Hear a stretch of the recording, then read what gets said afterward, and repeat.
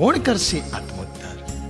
એક જ સમયે જન્મેલા, સાથે રમતા, સાથે ભણતા, બે જોડિયા ભાઈ દીક્ષા સ્વીકારી એક સાથે રજોહરણ લઈ ભાવ ગગનમાં વિહરશે.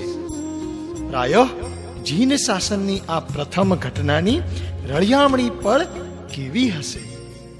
સૌ કહેશે અહો શ્રામણ્યમ, અહો આત્મોદ્ધાર. ઘરે દીકરાનું પારણું બંધાય તે માટે પથ્થર એટલા દેવ કરતી માતાઓના નામ ખૂબ સાંભળ્યા, પરંતુ મુક્તિનગરના બારણે પોતાના એકના એક યુવાન લાડકાને દીક્ષા અપાવતા માતા પિતાને જોવાની ક્ષણો કેવી હશે? સૌ કહેશે અહો શ્રામણ્યમ, અહો આત્મોદ્ધાર.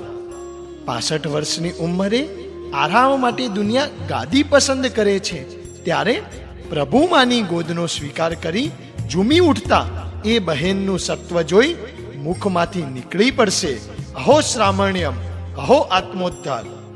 નાની ઉંમરમાં જ મિથ્યા જ્ઞાનને દૂર ભંગોળી ગુણવાન બનવાના પ્રયત્ન સાથે ગુણવાન બહેનના સંગે ગુરુની ગોદમાં વિહરવા નીકળતી 12 વર્ષની બાળિકાનું ઝરતું હાસ્ય જોઈ સૌ હૃદય બોલી ઉઠશે અહો શ્રામણ્યમ, અહો આત્મોદ્ધાર. ત્રિસ્તુતિક સમુદાયમાં 40 જેટલા બહેનોના જોડલામાં જ્યારે ફરી બ્રાહ્મી સુંદરી જેવા 3 નવા જોડલા ઉમેરાશે, ત્યારે તો અમૃત નયને સૌ બોલી ઉઠશે અહો શ્રામણ્યમ, અહો આત્મોદ્ધાર. કોઈ કંપનીના કાર્ડ મેળવવા માટે લાંબી લાઈનમાં લાગતા લોકોને ખૂબ જોયા.